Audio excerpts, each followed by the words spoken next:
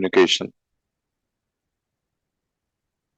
He has not mentioned whether it is in English or in Marathi, but let us say, since the PhD coursework is in English and you are expected to be well versed in English, therefore it is necessary for you to make use of verbal and non-verbal communication effectively. The question arises in mind, why should we make our communication effective? Why do we need at this particular level? Can somebody answer me this question?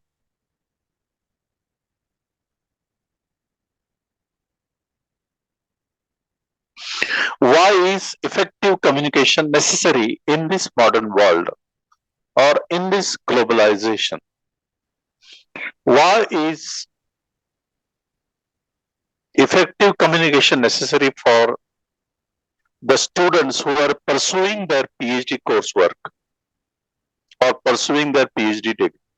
Most of the time, we violate the language, violate the communication. So we must follow the PP politeness principle or CP cooperative principle. Right. Yes, so that is why it's needed to carry communication in today's world. That's right. So Sunil has made a very significant, remark that politeness strategy Yes. and cooperative, the principle of cooperativeness is very useful, highly useful for effective communication. And I think that he must be doing his PhD in pragmatics. So in pragmatics, we have this concept of politeness and cooperative principle. Who is the proponent of this cooperative principle? Sunil? I think, sir, J.R. Searle. Cooperative principle, H.P. Grice, I hope. Yeah, H.P. Grice, sir. Sorry. Right. H.P. Grice is the proponent of this cooperative principle, and politeness principle, G.N. Leach. Yes. And speech act theory is proposed by J.L. Austin. Yes, sir. So in cooperative principle, what is important is the cooperation between the speaker and the hearer. So in verbal communication, two important aspects are there. One, there is a speaker, and the other end, there is a receiver. There is a receiver, there is a listener. So there is a relationship, cooperative relationship between the speaker and the hearer, right? But why is it necessary? Can any other participants answer me this question? Why is it important for you people to have effective communication in English at PhD level?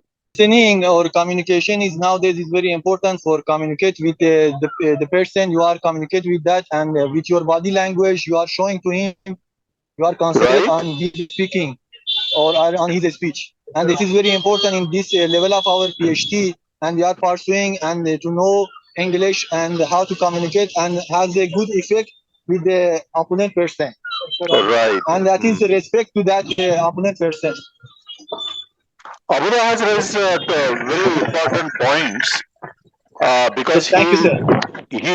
he is talking about how there can be communication. Sir, effective communication is important for us because we want some feedback from the receiver. Very good, very good. Yes, sir. Receiver. I think Sony has raised also another important point, that receiver is important. In communication, you are absolutely right, Mr. Sony, that in communication, listener is at the center. That's right.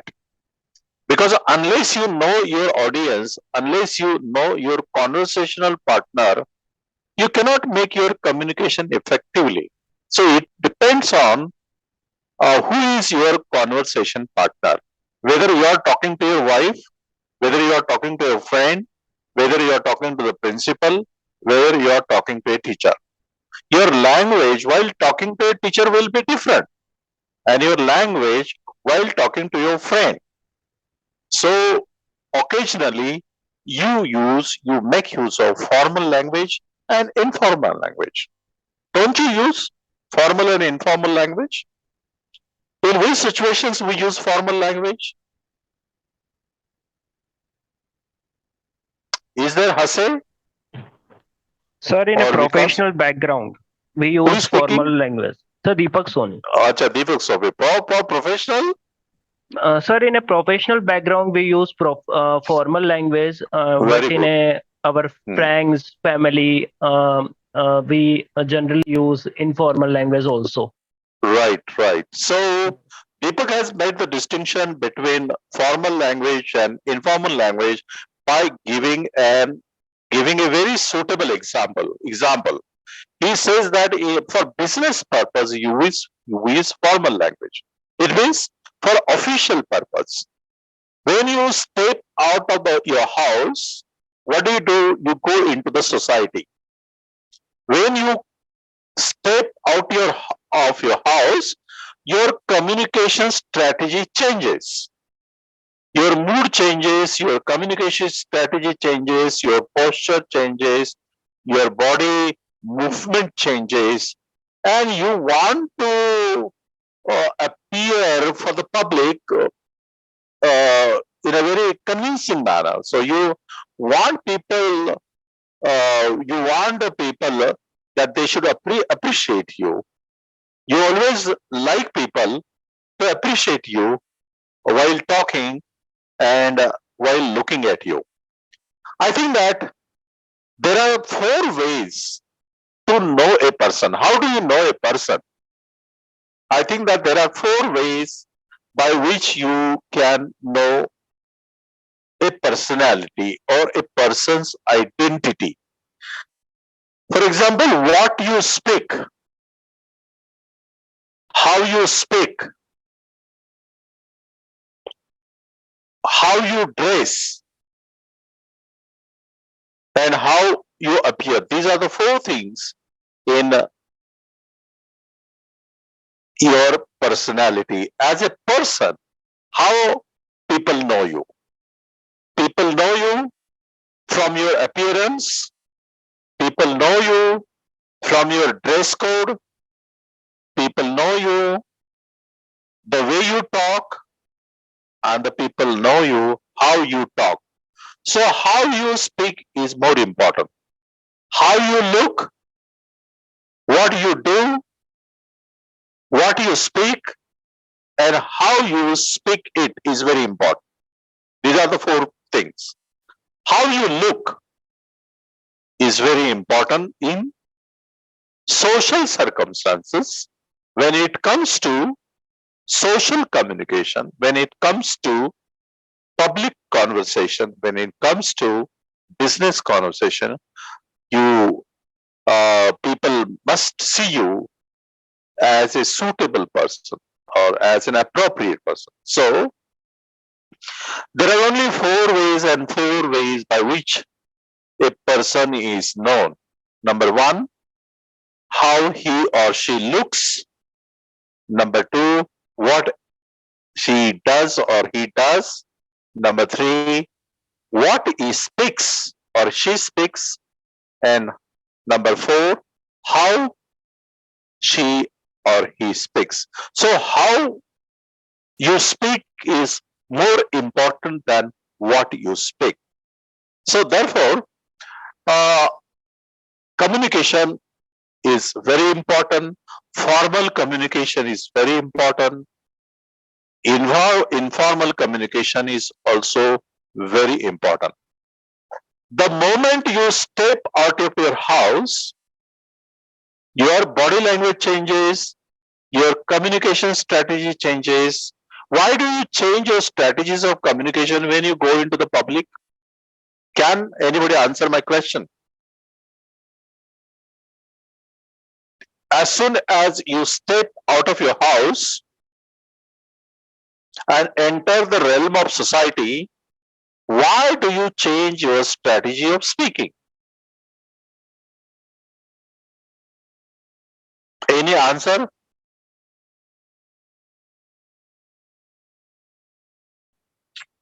This is Divya Vasti, botany PhD scholar.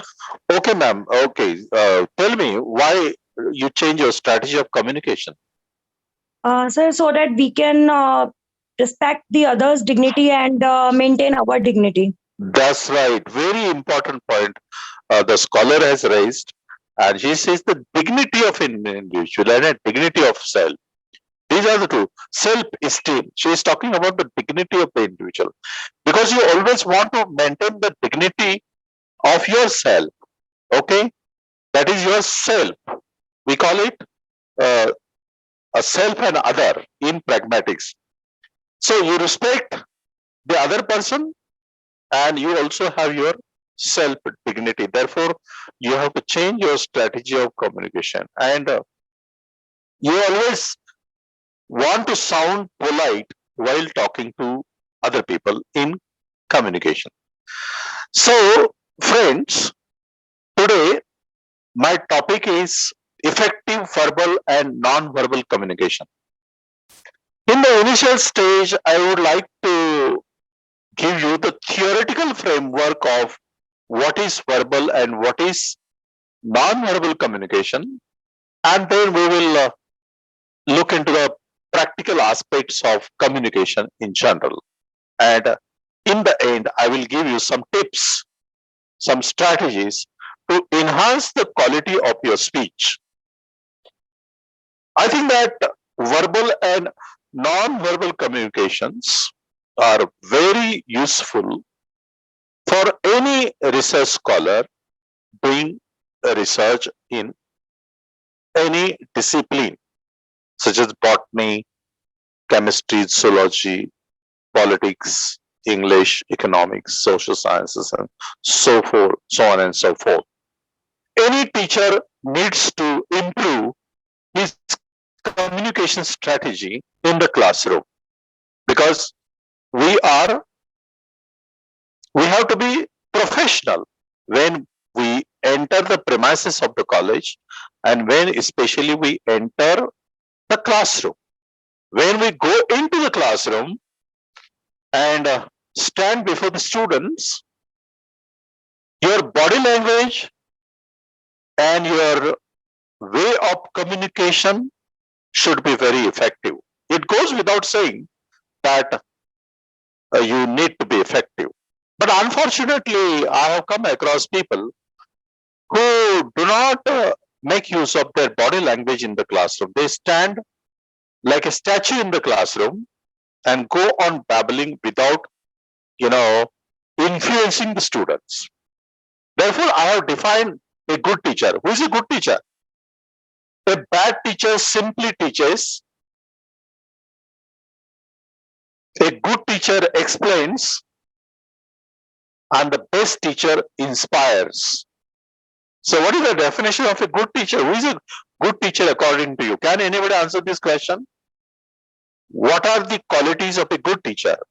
A good professor, a good assistant professor, a good associate professor, or a professor?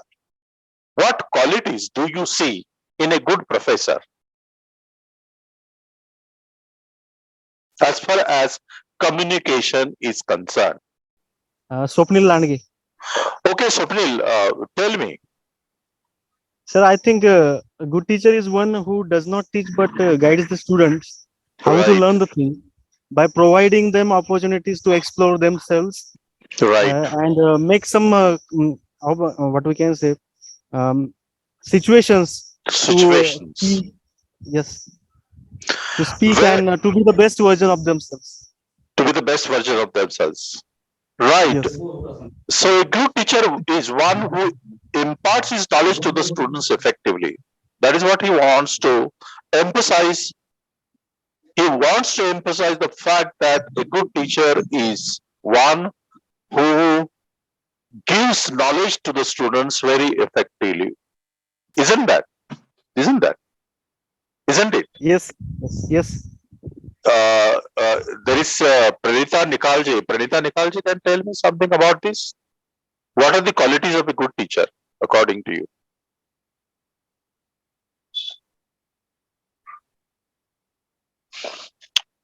No answer. Kiran, Sir, may I?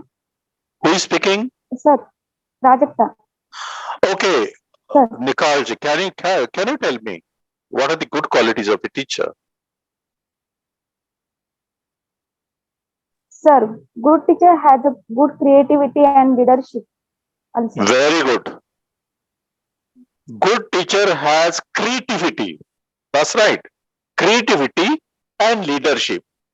So she emphasizes these points. Creativity. A teacher has to be creative, innovative, and knowledgeable. To be knowledgeable is a different thing than creativity.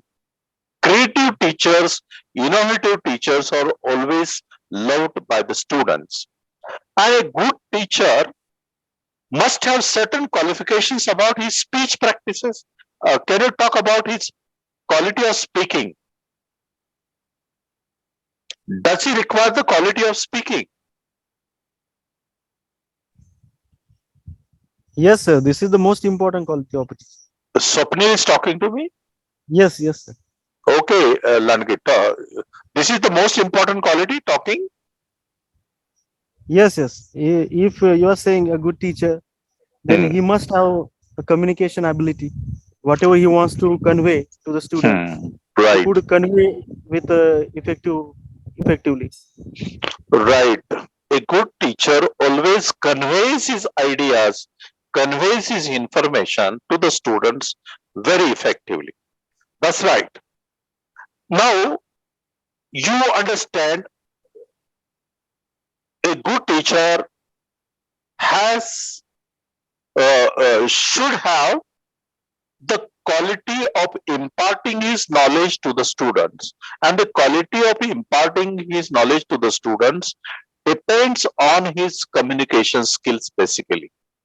Sometimes we find that the teachers go on using the monotonous tone in the classroom, and the students feel dizzy. The few students are dozing in the classroom, and they don't pay much attention to the class. They don't pay much attention to the teacher. Why is teacher neglected in these circumstances? Because of his low quality of speech, low quality of pronunciation, low quality of articulation, low quality of knowledge, no quality of transmitting his messages or her messages properly. So therefore, friends, these two aspects are very important. What you communicate and how you communicate. These are the two important things. For what you communicate, you require certain amount of knowledge of that particular subject. For example, a botany teacher teaching about the plants or flowers, then he or she must have the knowledge of different kinds of flowers and related things like flora and fauna. A teacher of English must have the knowledge of phonology, morphology, grammar, semantics, pragmatics, and literature also. Unless he has the knowledge of literature, unless he has the words, he cannot impart his knowledge to the students. So, friends, there are two aspects of communication. One is verbal communication and non-verbal communication. Now, I will just give you the theoretical aspects of verbal and non-verbal communication. I think that verbal communication can be divided into two aspects. One is oral communication and second is written communication. That's right, oral communication. How you orally transmit your messages, how you orally communicate, how you orally converse with your conversational partner. So oral communication takes place in private situation, in public situation, in official situation, in unofficial situation, in formal situation, in non-formal situation, and written communication. Okay, after doing PhD, you will have to become an effective speaker of English. At the same time, you have to become the master in written communication. So why is written communication important in doing PhD? Written communication, I'm talking about the written communication, written language, how you write.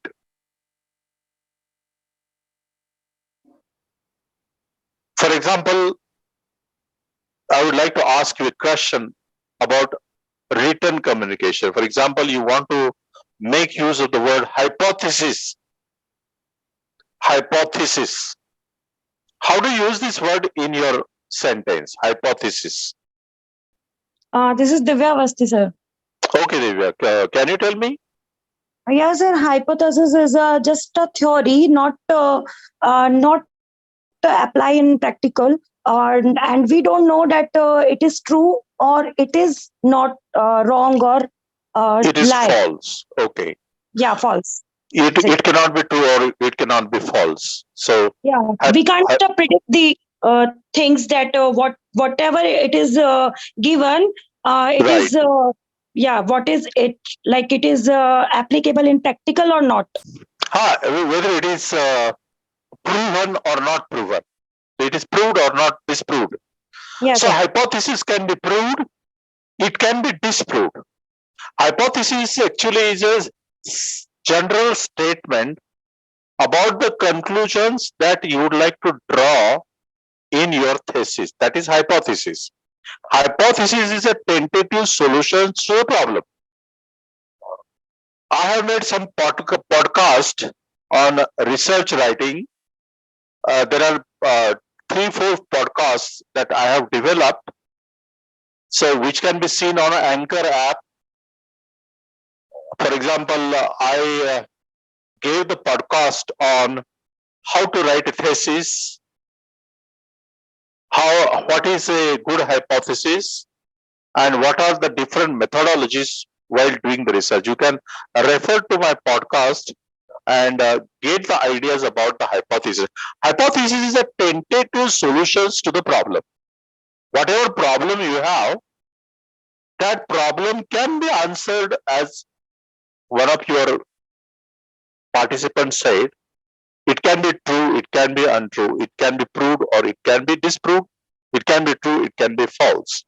So, written communication, therefore, is very important when you want to write some logical sentences.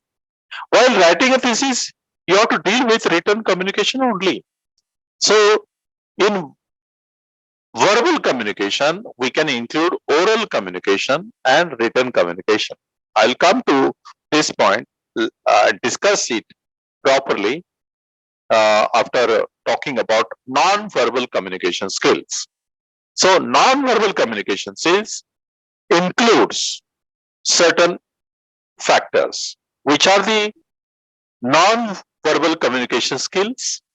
And I think that there are 4 skills that you have to master. One is the proxemics, proximity, how far or how close you are. Then you have paralanguage, apart from the words and expressions. Then you have sign language. Then you have chronemics, CHRONEMIX, chronemics. Chronemics means how you use your time, and the speed of your speech. And the 4th point is related to cultural differences. Now let us come to the verbal communication part of it. Oral communication. Oral communication takes place in different situations. Number one, face-to-face communication.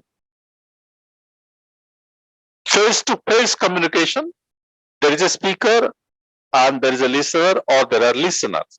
For example, there is a teacher and there are students in the classroom. So it is called face-to-face communication. In face-to-face communication, which things are very important in face-to-face communication? That we will discuss. Then in group discussion, is group discussion different from face-to-face communication? Sir, may I? Yes, surely. Sir, in face-to-face communication, there are two persons important. Very And good. the another part, such as group discussion, the number of persons are including in group discussion. Right. In face-to-face communication, there are two persons. One is speaker and the other is hearer. Right?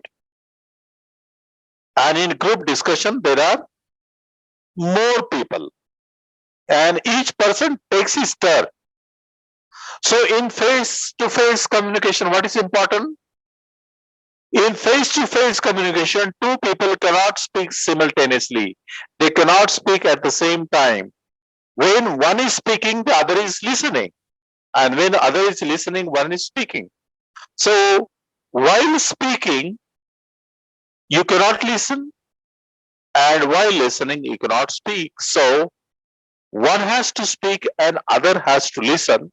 And then after listening to a particular statement or a question, one has to answer the question.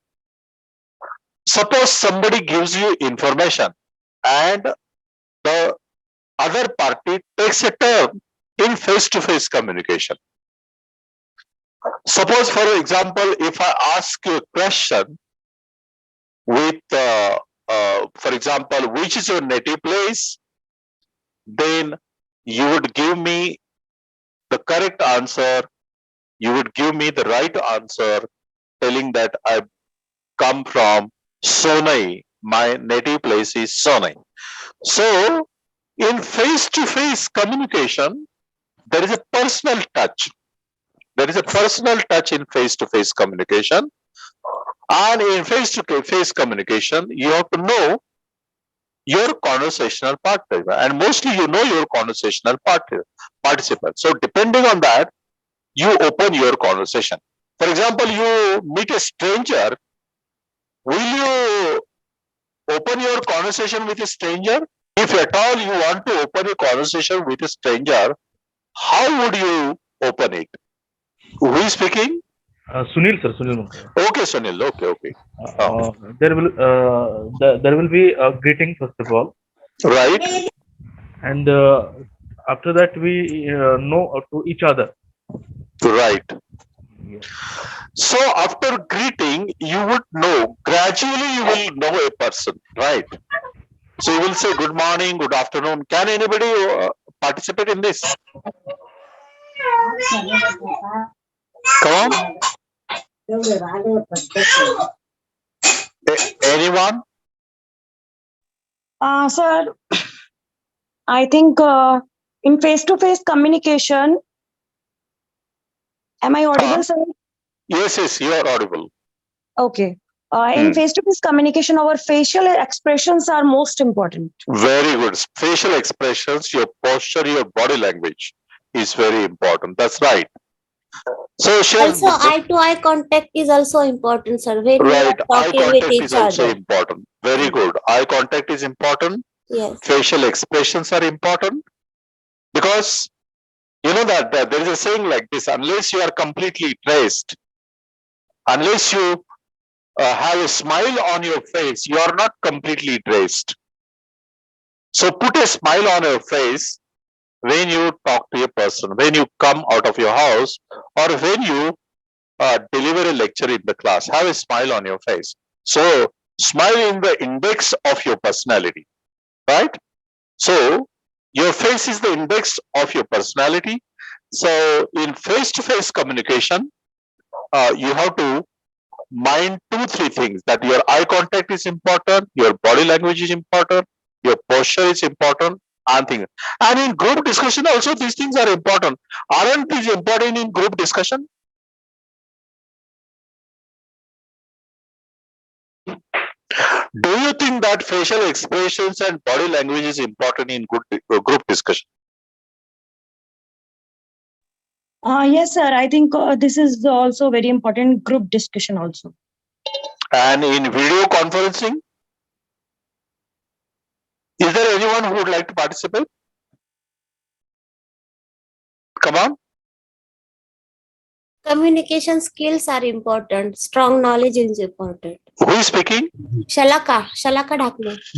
Okay, Dr. Ma'am. Okay. Communication is what is important? Communication skill is important. Strong Very good. knowledge is also important. Right. Two things are important. One is knowledge and second is communication skills. Yes. But one more, excuse me. Yes, please. Sir, voice modulation is also important. Voice modulation is very important. That's right. How the tone of your voice, rising, falling tone, and articulation, these are the important factors in communication. Because what happens when a teacher comes to the classroom and if his speed is faster, then the students cannot understand. For example, we had a teacher when we were doing an MA in the Department of English, University of Pune. There was a professor called Dr. Patki. Dr. Patki that time would speak very fast, faster than Chennai Express. And we couldn't understand what he was talking actually.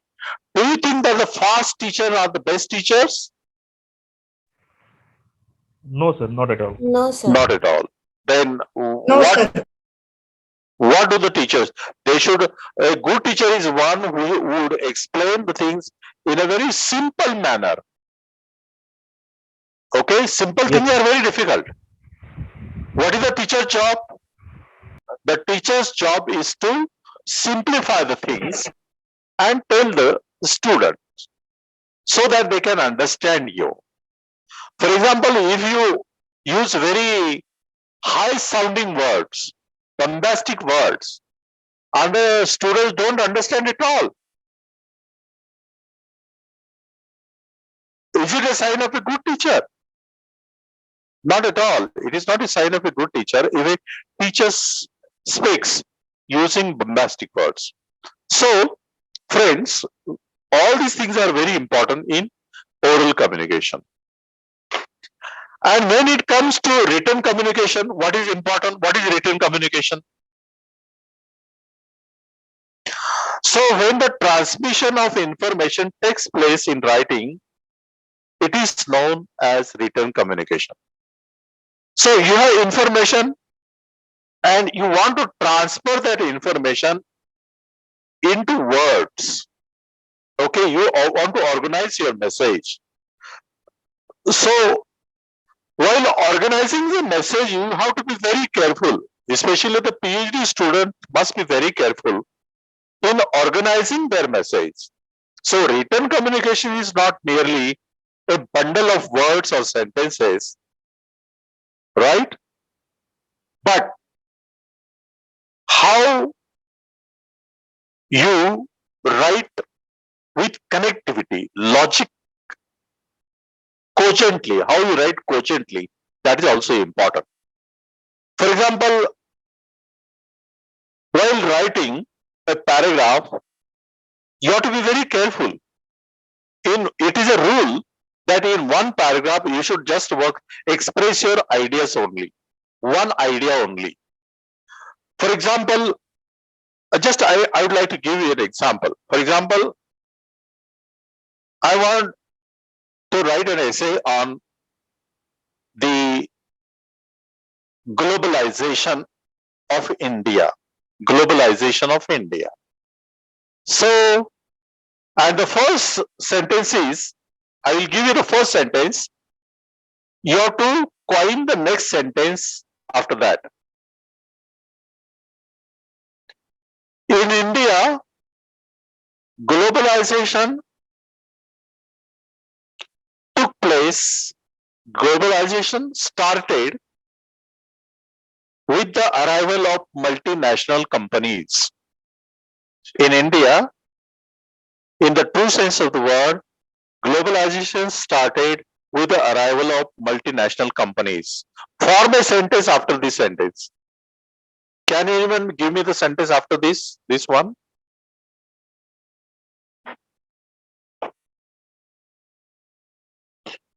Globalization started in India after the arrival of multinational companies, or after the advent of multinational companies. What would be your next statement? Think of that. You can begin your sentence with multinational companies. You begin with the name of certain companies and give the description of that company and prove in the paragraph that how globalization enter India. Right? Can you make a sentence after this?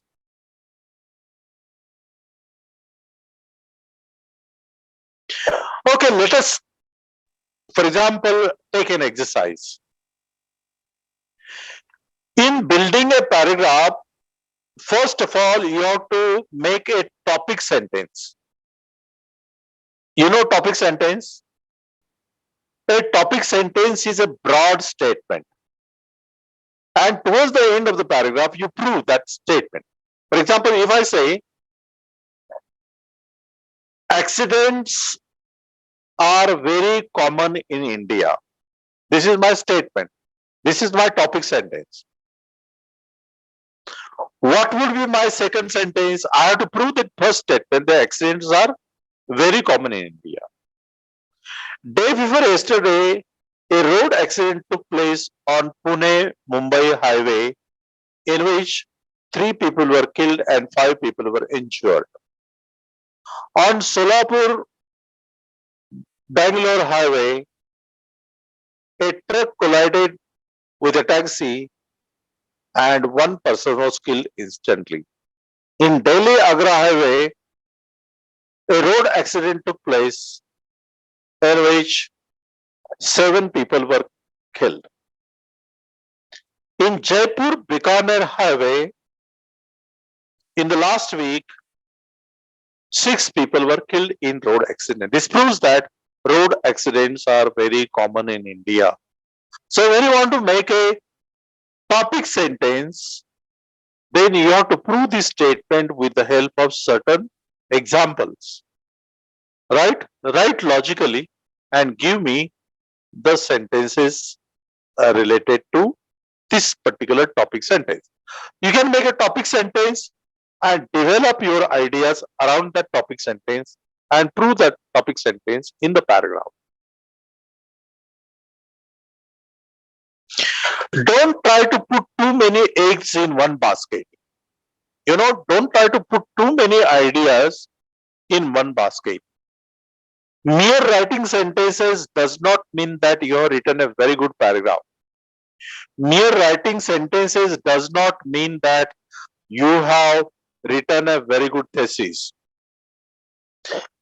Paragraph writing is a technique which has to be learned by the students. So, written communication is not merely the words, bundle of words, but it is also it is also useful. I mean, written communication includes not only the bundle of sentences and words, but it includes coherence. You know, cohesive devices, coherence and cohesion. These are the two things very important. Cohesion and cohesion is very important, that your paragraph should be cohesive. So in written communication, what is important? The words are important, the knowledge of grammar is important, and the knowledge of collocation is also important. Collocation. Remember this word, collocations. Collocations. Collocations. For example, you have problem in using a certain word. For example, there is a word like pass by. Okay? A pass by म्हणजे जवळून जाणे. एखादा व्यक्ती जवळून गेला की आपण काय म्हणतो पास बाय. आणि दुसरा शब्द आहे pass away. To pass away म्हणजे स्वर्गवासी होणे. Okay. So pass by and pass away. So the root word is pass and the collocation that is used is away or by. By is a collocation, away is a collocation because pass word goes with by. Pass by and pass away. I'll give you a funny example. There was a professor in my college and the principal was sitting in his office and the professor of chemistry was just coming out of the office of the principal. And the boy asked the principal, where is the principal? And the professor of chemistry said, he had just passed away. And the boy was from English medium student. He was, shocked to look at the answer or to know the answer of the professor, to get the answer of the professor. He said that he had just passed away. Instead of using passed by, he should have used the word passed by instead of passed away. Now, how collocation is very important. For example, you use golden, Golden, golden opportunity. You never say silver opportunity or you never say platinum opportunity. Oh, I have got a silver opportunity to work in this college. You will never say like that. You will always say, I got a golden opportunity to work in this college. So golden and opportunity, these words will go together.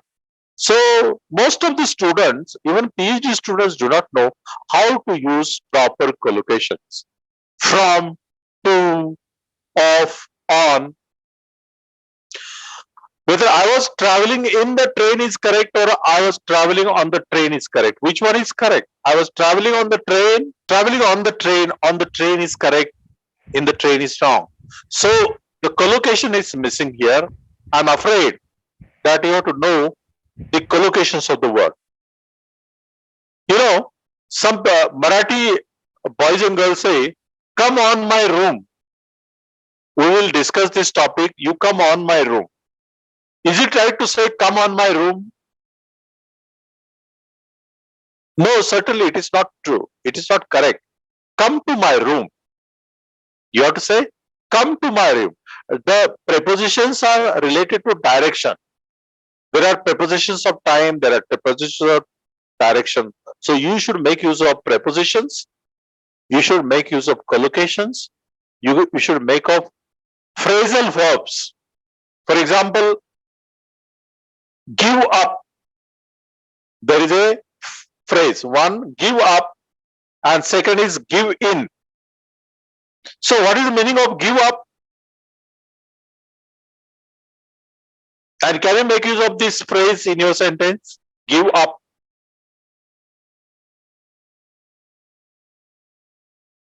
Professor Khorde?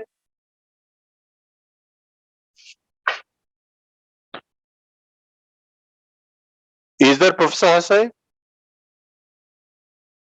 Deepak Shirsat? Sadekar? So give up means abandon or give up the bad habits. Who is speaking? Sunil sir. Okay, Sunil, give up. Can you use this word in your sentence? One must give up the bad habits. Right. One must give up bad habits. For example, he gave up smoking on the advice of the doctor. Yes. He gave up smoking on the advice of the doctor. Gave up smoking, the past tense of give up. Now I will give you give in. To give in. So there is a phrase like give in. Give in means surrender. For example, Pakistan army gave in before Indian army in Bangladesh war. So give in, right? So to give in means surrender.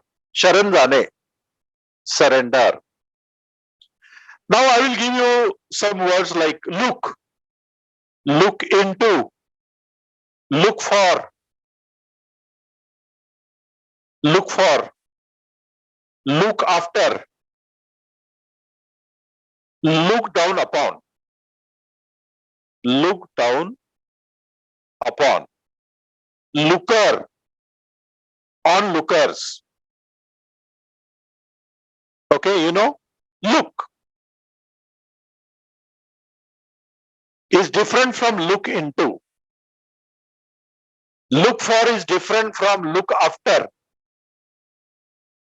Look down upon, दूसऱ्याला कमी लेखणे. Onlookers, onlooker. There were several onlookers when the accident took place. Onlookers, बघे लोग. So I think that you should mind the collocations when you use certain expression. For example, you have a problem in understanding, in writing the collocations properly. You can always make use of Google. You type the word in the Google and ask for collocations. There will be several collocations that will appear on your screen, and you can select the appropriate collocation and use while writing your thesis. So I would advise you to use collocations properly. Collocations means the words that come in the periphery of that particular word. That is called collocation. Some words have friendships, right? They form friendships. Some words are used together. So golden and opportunity, they are used together.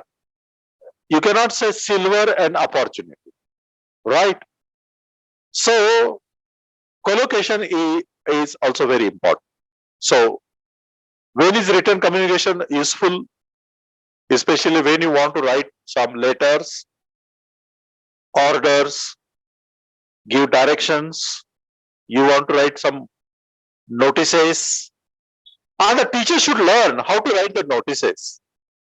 For example, the principal says, the college will remain open. The college will remain open on Friday. The college will remain closed.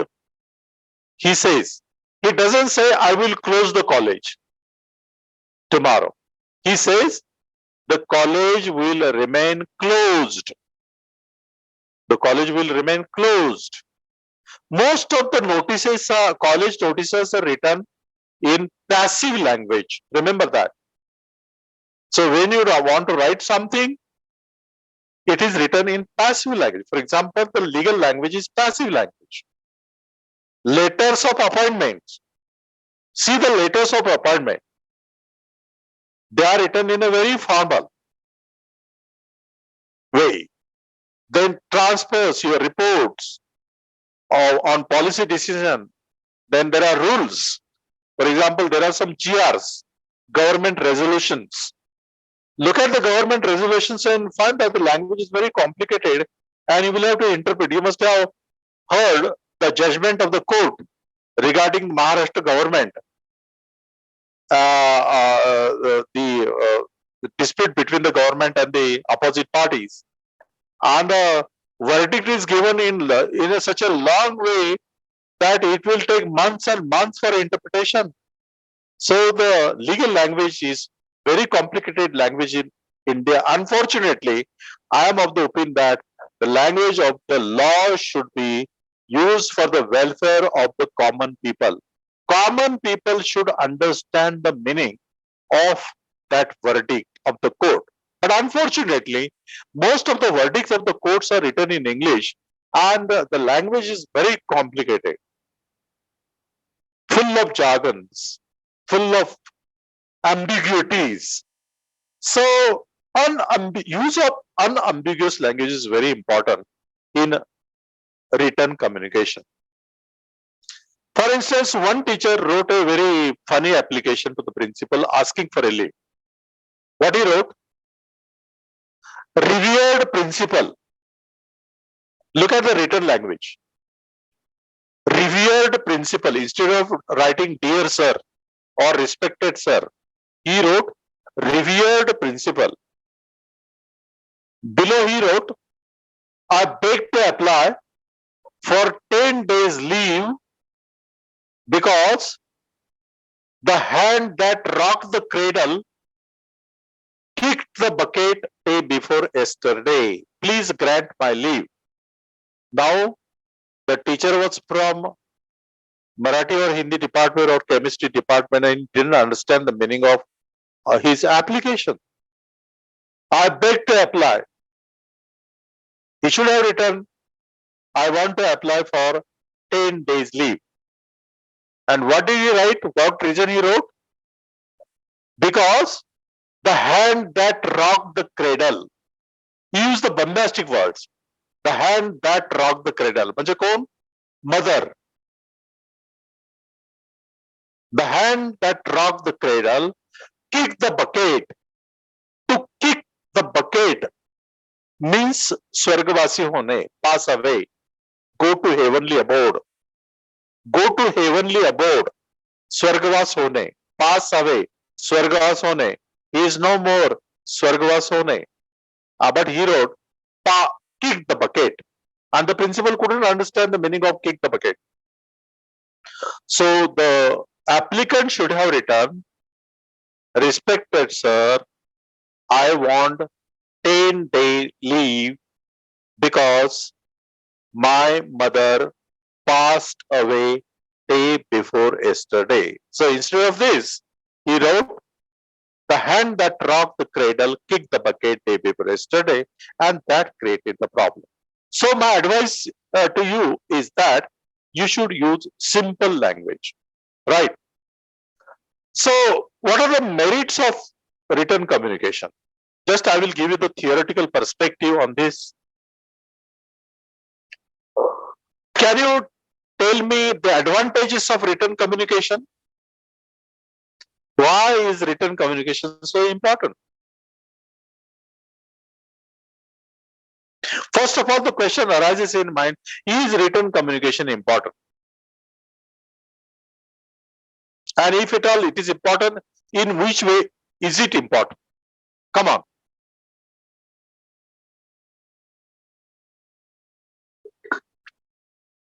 Is there Varsha Ravde? Sir, it is permanent in nature. Very good. It is permanent in nature because that's right. It leads to record for future. That's right. Permanent. This is one of the characteristic features of written communication, that it becomes permanent. For example, if you write your thesis in a good language, it will become permanent. People will read your thesis very joyfully, very pleasantly, very happily, gaily. But if your thesis is written in a bad language, people will not appreciate it, right? So if you want to write a very good thesis, then your written aspect of communication must be in appropriate way. So that is one thing. Record, it becomes permanent. Written communication becomes permanent. Look at the books. For example, the Constitution of India written by Dr. B.R. Ambedkar is permanent, right? For example, Animal Farm. George always has wrote a novel, Animal Farm. It has become permanent. It is a masterpiece in English literature, right? Recently, Noah Harari has written Homo Sapiens, which is highly sold book these days. Homo Sapiens. Noah Yuval Harari, Israeli writer. He is a writer from Israel. It is a readable book. You can read it.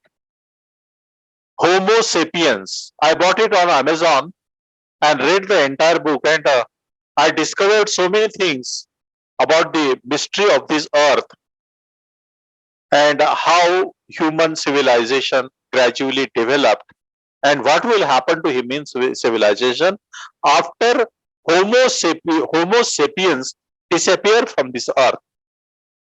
Noah Harari says that one day will come in the life of man, Homo sapiens will disappear and some superhuman beings will come on this planet Earth. Now, this is his hypothesis. Whether it will be proved or disproved will depend on the circumstances and the activities in the cosmos. So, one of the advantages is that it becomes permanent. What is the second advantage? Hello, sir. Sir, May I Hello? do Yes. it? It gives the receiver time to think, act, and react. Right. So receiver or the person who reads it, right, and interprets it. That's right. So books are not only to be kept in the library, but they are meant for the readers. It is the reader who gives new dimension to your statements, new interpretations come out of it. Research is doing interpretations. What do? You just interpret the books that you have read. So your interpretation is novel, and therefore you get a PhD for your novel interpretation. So interpretation, how a reader interprets that book. So the value of the book depends on the interpreter. That is one of the merits of written communication or advantages. Or you can say boon. Boon. Boon means वरदान. आणि pane म्हणजे शाप. PANE, pane. PANE, advantage, disadvantage. Is there any other advantage of the written communication? yes, sir. Written communication has a legal validity. Very good. Legal validity, legality, all the legal documents. Look at this, because there is solid evidence, legal. All the legal language is permanent and it has some legal aspect. For example, a book is written by somebody and you get a copyright for that, right? Copyright for that book or copyright of your thesis. And there, the credibility of that person, the credibility depends on your written communication. Credible, whether your writing is credible. You know that they ask for plagiarism certificate. Why they ask for plagiarism certificate? Why should you avoid plagiarism in writing a thesis?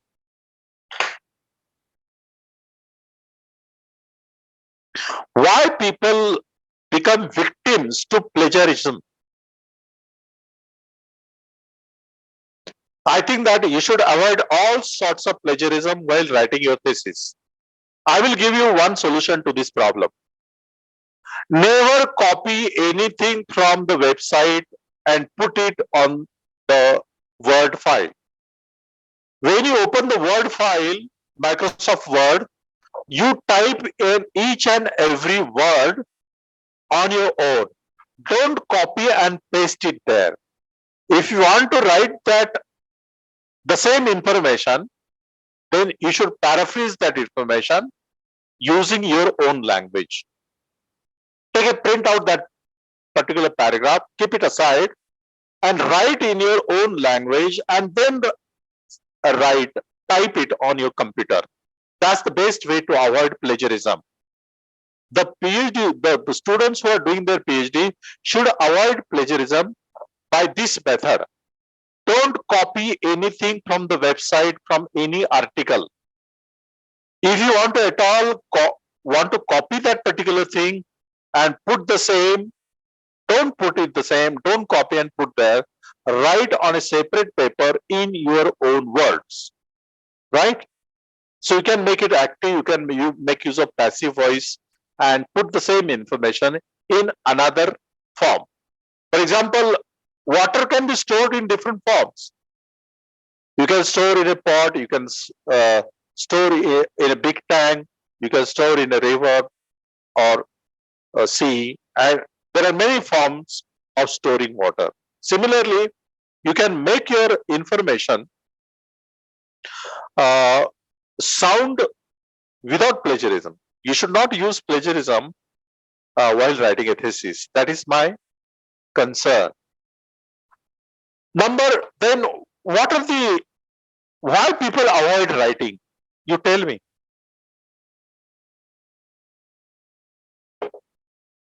Why people don't want to write in this globalized period? What are the demerits of written communication? I guess, sir, it is very time consuming. That's right. One, time consuming. It takes a lot of time. That is one thing. Then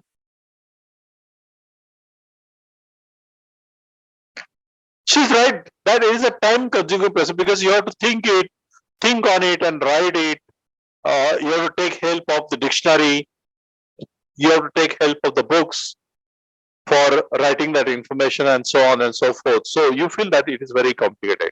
A number of students come to me and they say that, sir, I don't know how to write thesis, how to begin the thesis and how to write the sentences. I would advise you that you should write your thesis using a very formal language, research language. Avoid the use of I want to say that, I want to avoid all these things. You should use in a passive voice. For example, it has been observed that, you can say it has been observed that, instead of saying I want to say that, I want to say this thing. Don't say I want to say this. It has been noticed, it has been discovered, it has been observed. So make use of passive voice while writing the sentences, right? So let's come back to the success of verbal communication. Another point in this session, that is, what makes communication successful? What are the parameters of a successful communication? So your communication, especially oral communication, I am talking about oral communication.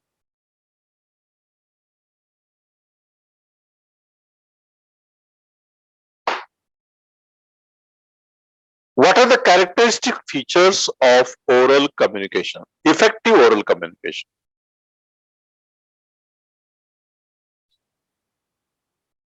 Sir, oral communication is very spontaneous. Spontaneity, right. That is one of the aspects, very good. Spontaneity, spontaneous, okay. It should be spontaneous, that's right. And sir, it is natural also. Natural, spontaneous, that's right. Natural, it should sound natural. So unnatural, oral communication is not liked by the people, liked by the audience. Whereas, as you rightly pointed out, that natural communication and spontaneous communication is acceptable, more acceptable than artificial communication. Some people talk in a very artificial way. You must have found that some people talk in artificial way, right? They talk very artificially. And you don't like artificial people. That is okay. One, spontaneity. Second, successful communication depends on clarity. Clarity of expression. So clarity of expression depends on your clarity of thoughts. And clarity of thoughts does not come naturally, does not come to you on the spur of the moment. You have to think it. Thinking is very important here. We don't teach thinking. So thinking is very important. Clarity comes out of thinking. If your thought is not clear, You will not put your ideas in a clear and precise way. So clarity of thought is important in writing a paragraph, in writing a thesis. If there is no clarity in your thinking and you fumble and you have some problems in thinking and you don't have any concrete idea in your head, that will not appear on the paper. If your ideas are not clear, your ideas are not rational, if your ideas are not appropriate, then it is very difficult for you to put them on paper. So first of all, while writing a thesis, you should make your ideas very clear. You should be very clear in your ideas. For example, if I ask some English professor, define linguistics, for example, linguistics, and define pragmatics and semantics. Are there some English professors here? Yes, sir. What is linguistics? Linguistics is a scientific study of language. That's right. Linguistics is the scientific study of language. Who is speaking? Sunil, sir. Acha Sunil, you are right. Absolutely right. And what is semantics? Sir, scientific study of meanings. That's right. Who is speaking? May I know who is speaking? Study of implied meaning. That's right. Study of implied meaning.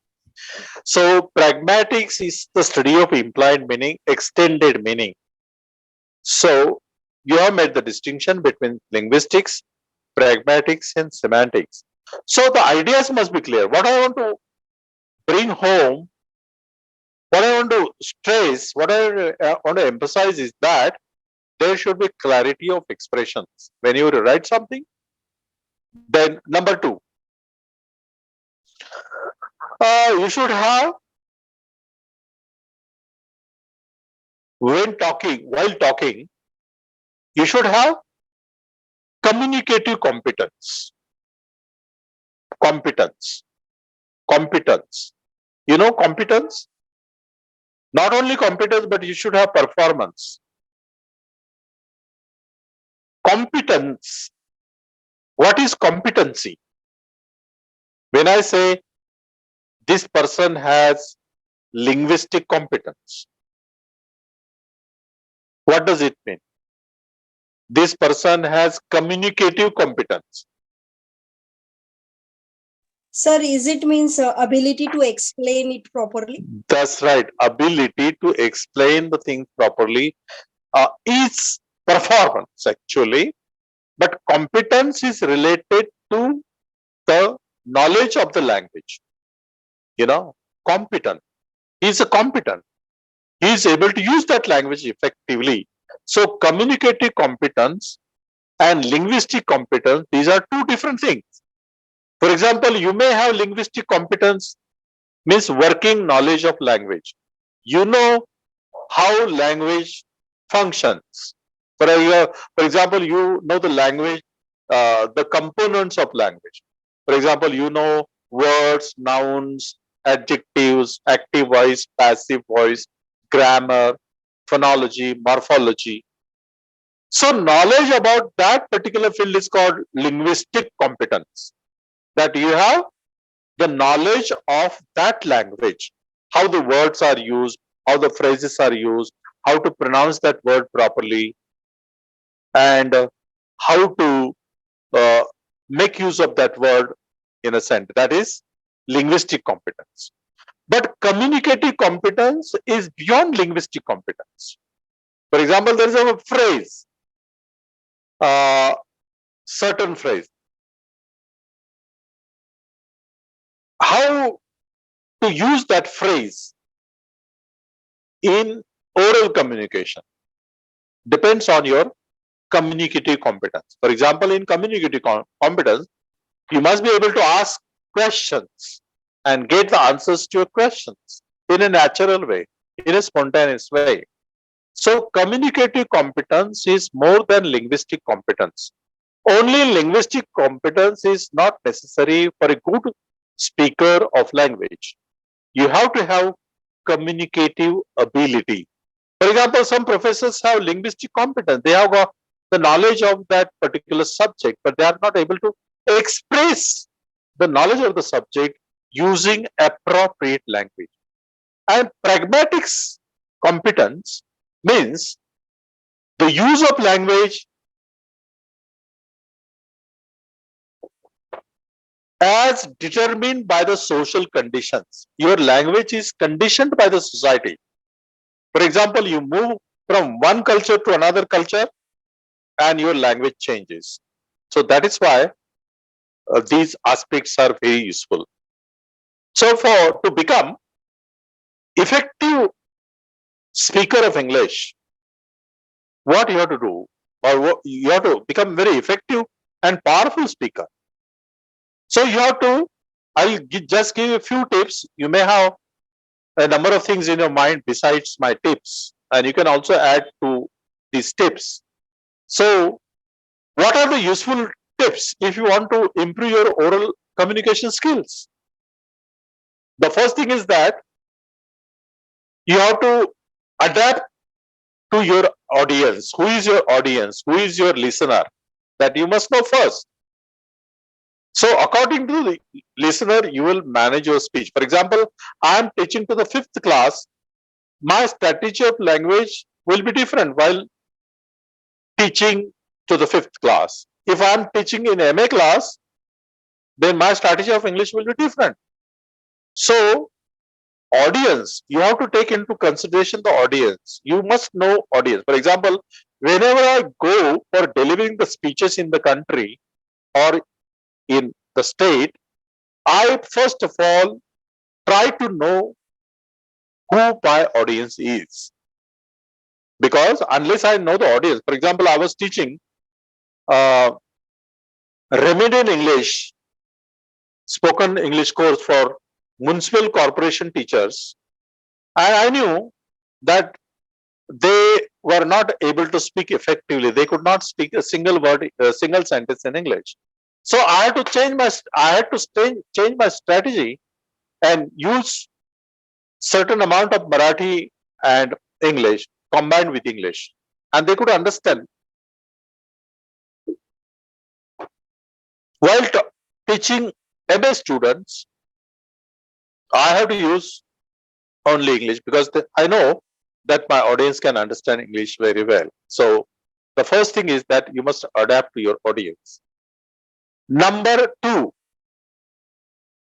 avoid this attitude of I. Instead of using I very often, you could direct your attention, you direct your speech to your audience.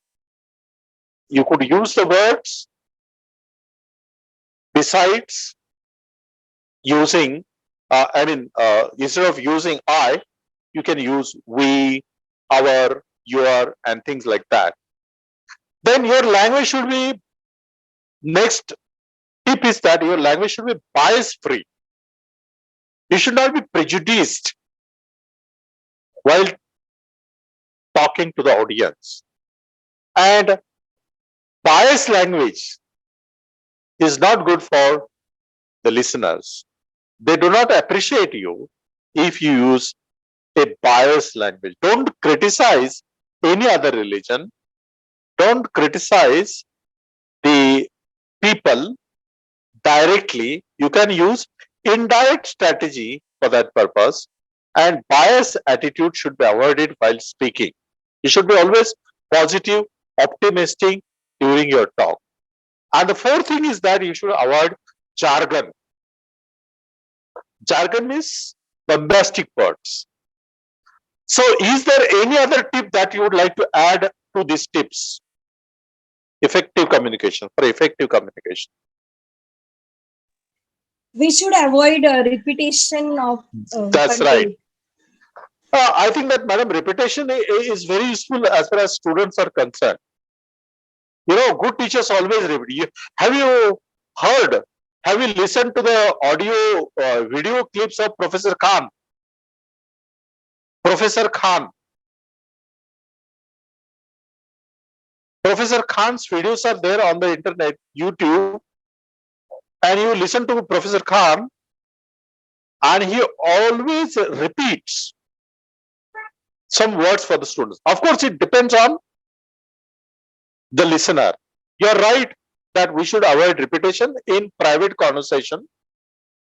Am I Sir, right? is this Professor Khan is from Khan classes? Yes, Khan classes. That's right. Yeah, sir. I have listened to many lectures. He was there in Kapil Sharma show also.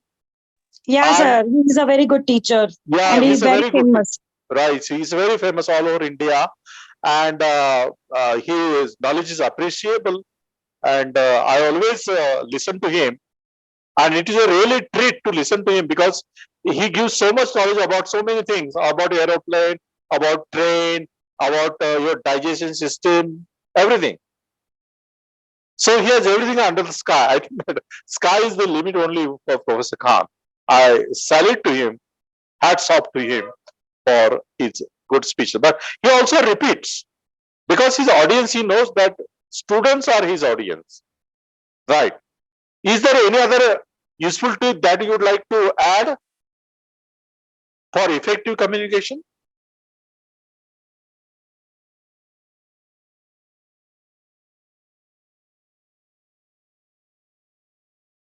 Come on. Sir, we should avoid rambling. Rounding. Rambling. Rumbling. Okay. I mean, your idea should be unambiguous. Yes, that's right. Can you elaborate on that, rumbling? We should not go away from our main topic. That's right. So, focus, deviation should be avoided. That's right. Deviation. So, most of the professors in the classrooms also make deviations, and which causes some problems for the students. So, deviation should be avoided. You should not go away from your topic. So, concentrate. You should be highly focused while delivering lecture to the class. So, highly focused teachers are always successful. Give only examples or anecdotes when they are needed. Make jokes in the classroom only when they are needed. Some teachers quite often make the jokes, funny jokes in the classroom. Always making the jokes is not useful, but occasionally using the jokes in the classroom is also very useful. So this is what is about effective communication. Now, I will come to a next point, non-verbal communication and its theoretical aspect.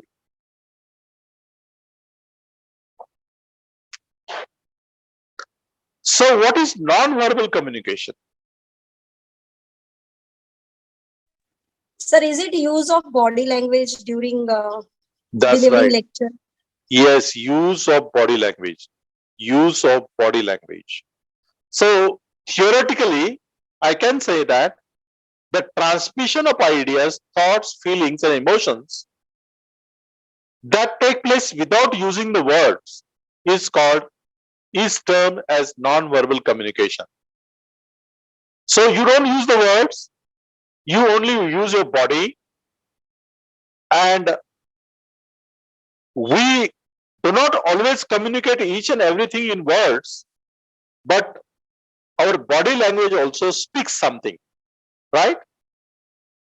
So which are the parts of body language? For example, smiling, frowning, you frown, tiraskar karne, you nod your head positively and negatively, the way you sit, the way you stand, the way you make the movements of your hands, the way you bow, or the way you make the movements of your fingers, eyebrows, eyelids, In Japanese psychology, there are 45 functions of eyelids only. Your eyelids function in 45 ways according to Japanese psychology. So your smile, your frown, your nodding, the way you sit, your posture, your gesture, all these aspects are very important in non-verbal communication. So most of the non-verbal communication, there is a certain survey, and in that survey it is mentioned that the most of the important thing in communication is what is unsaid. What is unsaid is also important in communication. Words express only 38% of knowledge. Facial expressions and body language and postures will give you 7 to 10%. And remaining 55% depends on your voice quality. Your voice, the tone of your voice, your pronunciation, your enunciation, your stress pattern, rising and falling tone, all these aspects are very important in non-verbal communication.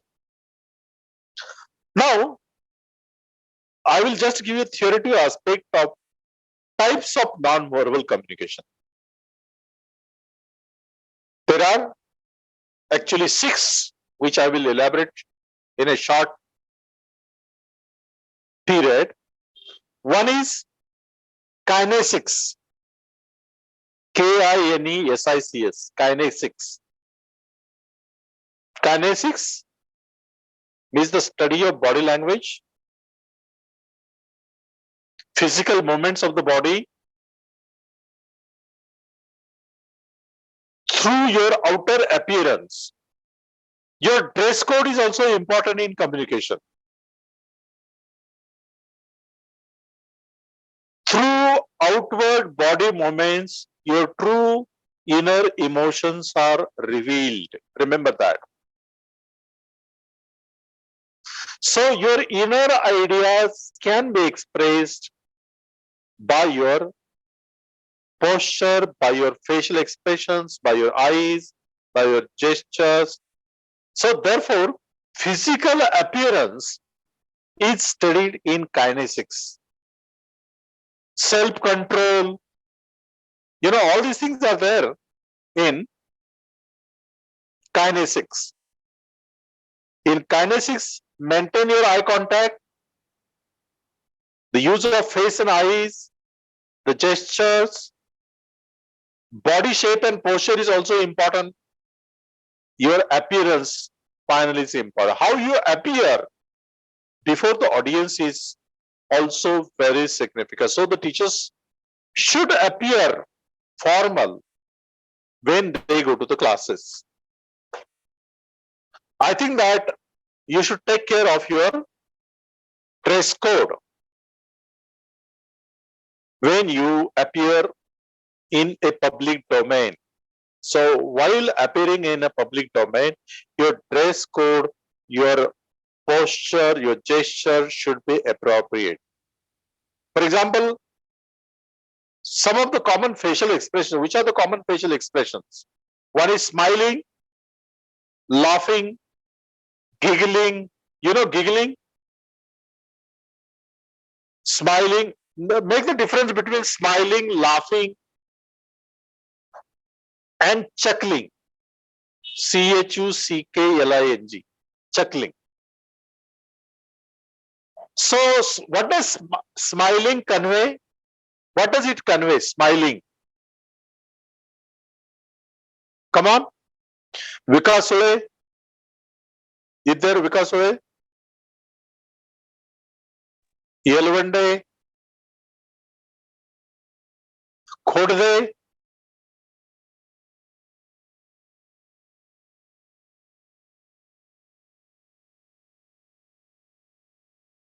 Are they present here? Yes. Who is speaking? Vikas. Vikas. Vikas, can you tell me what does smiling convey? Hello, can you hear me? Sir, is it happiness, joy? That's right. It conveys happiness, friendliness, your positive emotions, your optimistic attitude, right? A smiling person is always welcome. You should not go to the classes wearing a grey face. Your face should not look like a graveyard when you enter the class. So when you enter the class, you should be ever smiling. So smiling is positivity. Smiling is happiness. Smiling is related to joy. Is there any other thing? Feelings of satisfaction. Beg pardon? Trust. Hello. Hello? Smile. Feelings of satisfaction, sir. Satisfaction. That's right. Satisfaction. The feeling of satisfaction is there in smiling. Right? Good intention. Good intention. That's right. Another quality of a smiling person, that he has good intention. Sir, Positivity and trust. Sir, comfortability. Comfortability. That's right. You feel comfortable. That is also another characteristics, features of a smiling person. And a person who frowns, तिरस्कार करने, frowning. What does frowning indicate? काही लोक तिरस्काराने बघतात बघा, असा नजर अशी तिरपी करून. So they convey Anger. anger. That's right. Angry. Angry person is always at loss. You remember this. A person. Beg pardon? Discomfort, sir. Right. Discomfort. That's right. Discomfort, disapproval, negative emotions. Disrespect, sir. Disrespect. That's right. Very good. Disrespect. So there are so many things that you know that a smiling person and frowning person and a person who laughs, always laughs. You know, some people are there who always laugh. He is always laughing good, or it is bad. Laughing No, is sir. related to something unexpected, sir. It is unacceptable. But if you laugh constantly to the people around you, what will happen to you? It may be fake. Right, it may be fake. That's right, right. It may be indicate he's not serious about. Right, right. It may indicate that he is not serious about his topic, or serious about the conversation, or serious about the activity. Rightly pointed out. Very good. Is there any other emotions? Emotion conveyed by laughing? Sir, ignorance. Ignorance. That's right. Ignorance. A person is ignorant. He laughs only. Right. Some people make the jokes on Monday, and people understand it on Friday, and they laugh on Friday. A teacher makes a joke on Monday, and a student laughs on Friday because he understands the joke on Friday. Therefore, he laughs on Friday. Is that good? No, sir. Actually, the joke was understandable. Joke should be understood in the classroom itself immediately. Right? Yeah, sir. Right. Therefore, it is called witty. You should be witty. Wit. You should have wit to understand the joke. Right? So some people don't understand the jokes easily. One must carry a sense of humor. Sense of humor is very important. And for teachers, sense of humor always helps. A teacher with a sense of humor is always respected in the classroom, and he becomes a favorite teacher in the classroom. So these are the qualities that should be remembered while talking about the kinesics, the body language. Then number 2, haptics. Haptics. Haptics means touch. Do you think that touch is important in communication? and to what extent it is important. In non-verbal communication, I am talking about non-verbal communication. Touch is important. Yes, sir.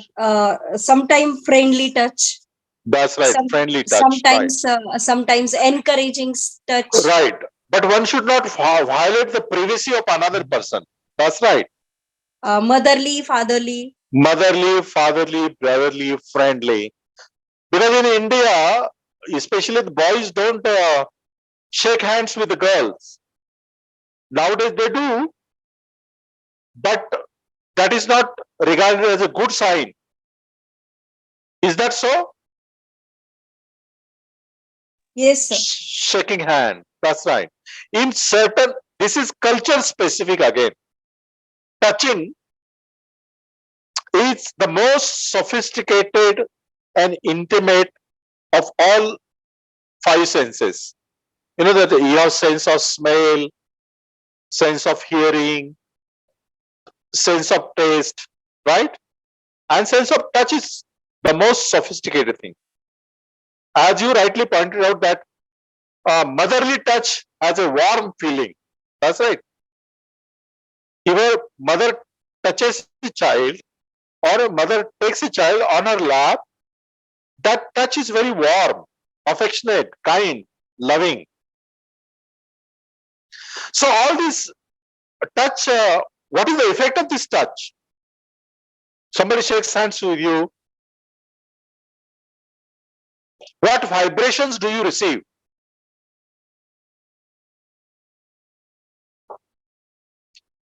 Come on, when you shake hand with a person, known person, what feelings are evoked by the touch? Shaking hands. Confidence. Confidence. Positive attitude. Positivity. Very good, positive. Happiness. Right. Pleasure. Emotional connection. Right, emotional connection. But what kind of touch it is? Suppose somebody beats his wife, then what is that touch? A husband beats a wife, that touch. Bad touch. It is painful. Anger, painful. Anger. Unbearable. That's right. Okay. So there are different kinds of touches, right? Some touches are very warm, loving, friendly, positive, and some touch are negative, harmful, dissatisfactory, angry, it creates generous angers and so on and so forth. So this is regarding the haptic communication. It's a separate branch of communication. Haptic, H-A-P-T-I-C. Right? The third is proxemics. Proxemics. P-R-O-X-E-M-I-C-S. Proxemics.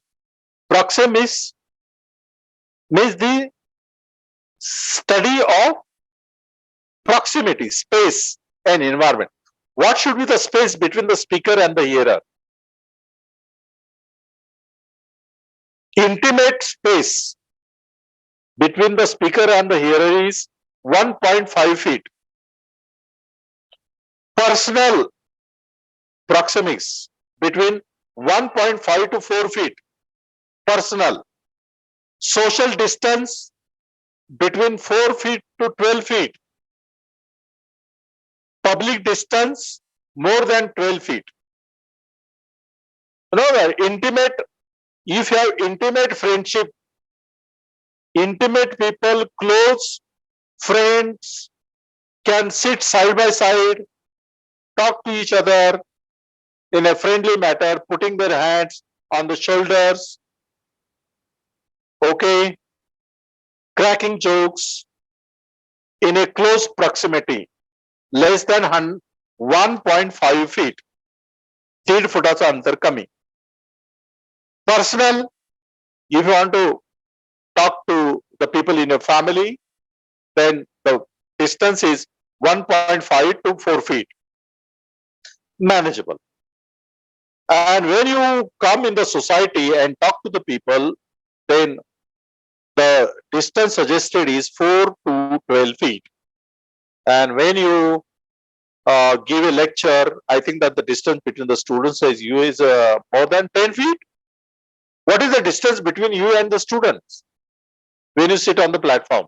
But I am of the opinion that the teacher, a real teacher, should mix up with the students, go to the students, and have close proximity to the students, talk to them intimately, and they will get enlightened by your speech. That is the things that we can do in proximity.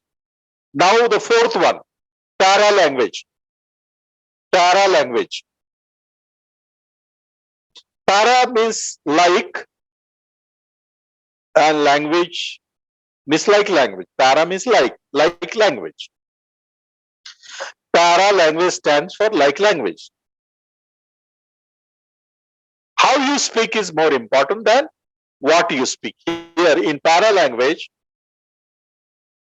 how you speak is more important.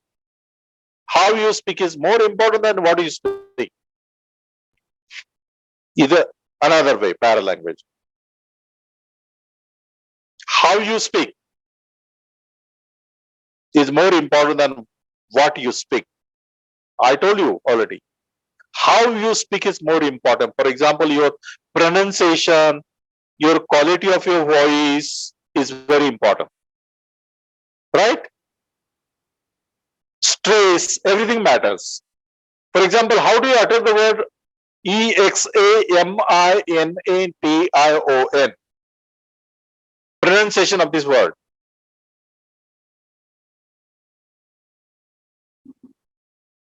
Who will give me the exact pronunciation of this word? How you speak? examination. How will you pronounce this word? Examination. Examination. No, I don't agree. It is like this, examination. Examination. It is not exa, it is not exa, it is examination. We say for example, not example. Example, for example. Now look at this word. Economics, economy, economical. Economics, economy, economical. How we produce these words? Economics, stress पहला शब्द हो रहा है. Economy, stress दूसरा शब्द हो रहा है. And economical, तीसरा शब्द हो रहा है. So learn this stress pattern. Another word, photograph, photography, photogenic. Photograph, photography, photogenic. Can somebody reproduce this? As I said. Listen again. Photograph, photography, photogenic. Photograph, photography, photogenic. Can somebody repeat? Come on. We have 2 minutes left, 2 to 3 minutes. I'll wind up.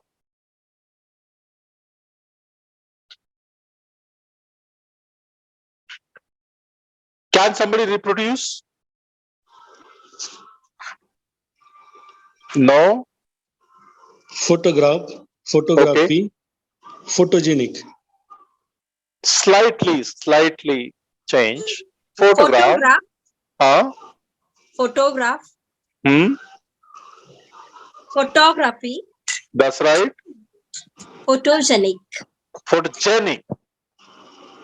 Photogenic. That's right. That's right. Photograph, photography, photogenic. So you have to learn these trace, acquire these trace patterns. As you try speaking English language, you should also acquire sufficient amount of mastery over pronunciation. So these are the important, and in this area, in parallel language, what is important? Your voice is important. Your voice quality is important. The quality of your voice, that is articulation, pitch, your tempo, your rhythm, your resonance, how you synchronize the words, accent, high pitch and low pitch, all these things should be maintained. English is not a monotonous language. You should use high pitch and low pitch. For example, I'll give you two expressions. One is thank you, thank you. Thank you, sir, very much. Thank you. What is the difference between these two expressions? The first expression, thank you very much. The another expression, thank you. What is the difference between these two expressions?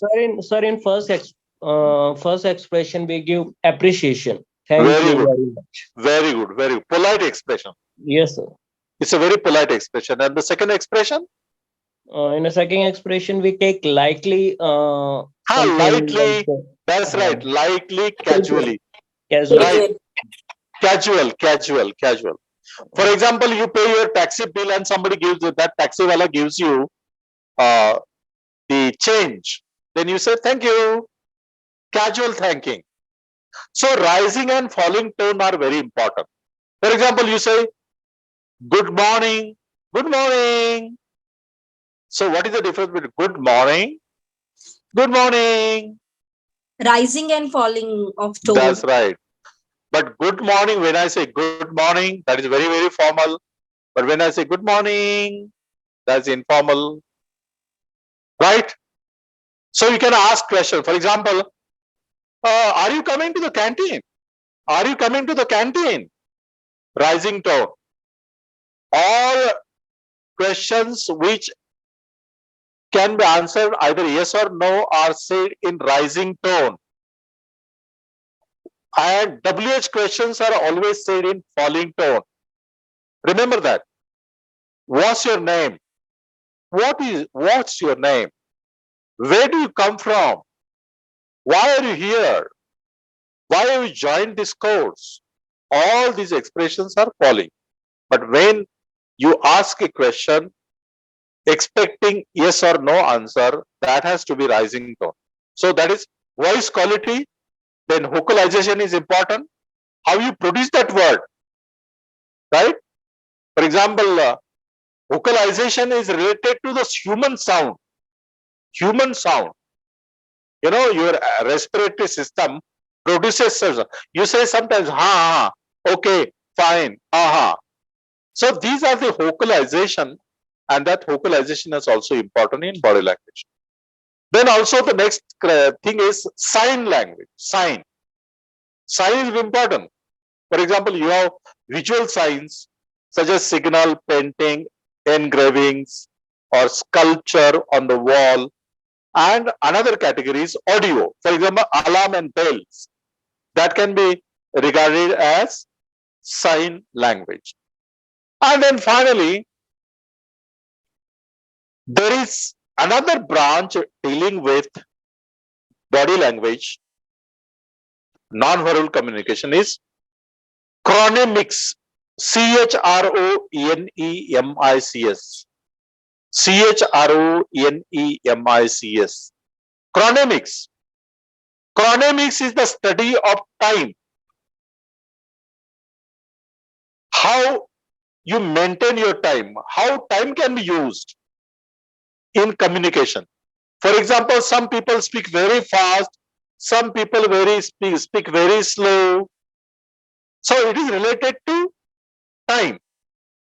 You know, in Western countries, punctuality is very important. So when a meeting begins at 8 o'clock, you should be there before 8 o'clock.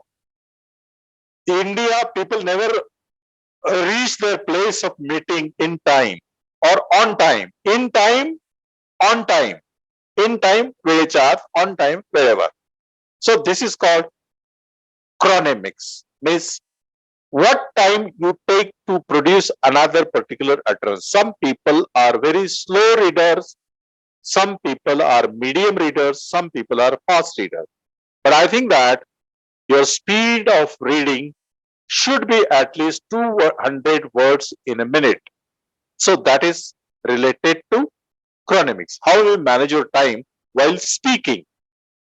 Now the last part of my session is cultural differences. So cultural differences are very important.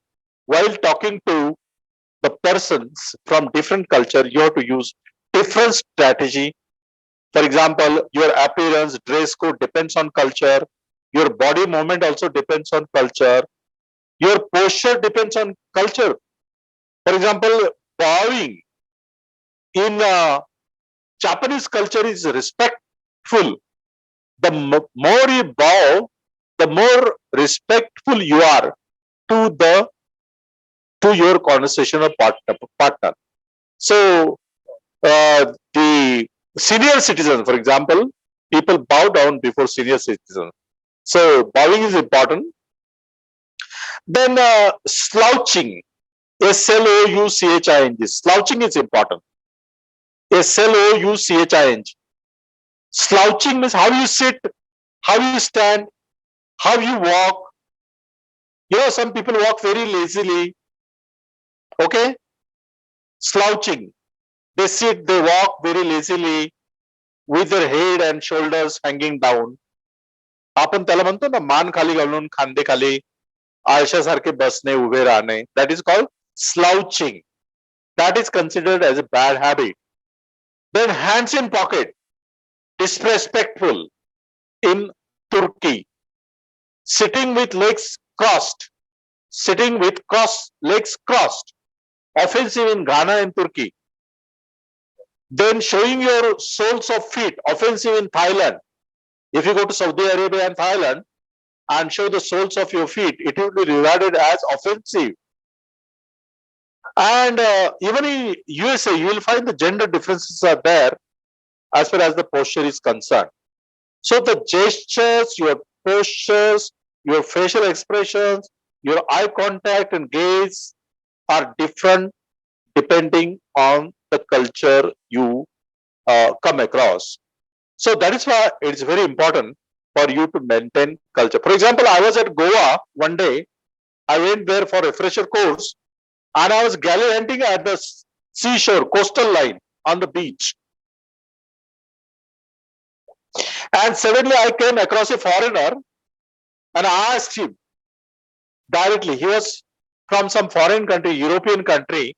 I directly asked him, where are you from? Are you from England? I asked him. And suddenly his reply, he retorted me, are you from Pakistan? I was taken aback. मला आश्चर्य वाटलं. I was surprised when he said, are you from Pakistan? What was my problem? My problem was that I forgot the cultural differences. And he was from England. And in England, asking a direct question is regarded as a rude activity.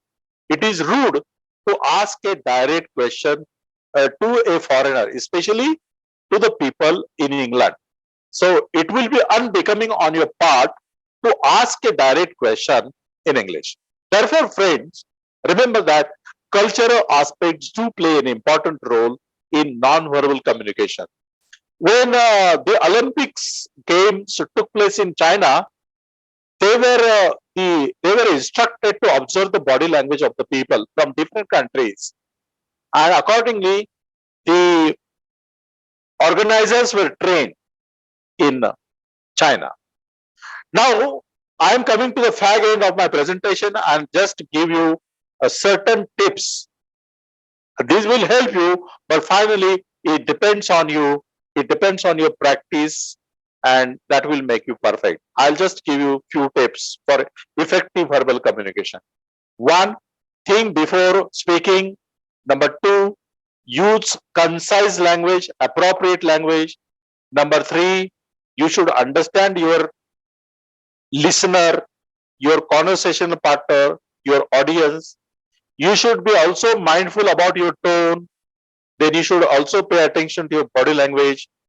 Then you should be a very active listener. A good listener is a good speaker. Why you have 2 ears and 1 mouth? You have 2 ears so that you can listen more, ears, and you have 1 mouth, you should speak less. Then speak with confidence, show your authentic self, practice skill of speaking and writing, and gain some feedback. And effective nonverbal communication, I would like to give you few tips that pay attention to your nonverbal signal, focus on your tone of voice, your eye contact, ask questions, notice the signals. Then context also plays an important role here. Be aware of the effective cues of your body posture, gestures, movement of your hands. All these things are very important. And finally, I would say that overnight you cannot become a very powerful speaker of English or using verbal and non-verbal communication skills. If you want to become a powerful speaker, then you should immerse in language development. And only thing is that practice, practice, and practice. Practice will certainly make you a good communicator, a effective communicator. And with these words, I call it a day. I call it a day is a phrase. म्हणजे दिवसाचं काम थांबूया. I call it a day. And finally, I would like to thank the organizers, especially the principal, Lavare sir, who is a very good friend of mine. We were colleagues in the department in Fergusson College. He is a very scholarly person. I appreciate him for his scholarship, for his administration, and I also express my gratitude to Professor Dr. Varpe, who gave me an opportunity to speak to the PhD students who have joined this coursework. And finally, I thank you, the audience, for your patient hearing. And I wish you all the best of luck for your future higher academic journey. Thank you.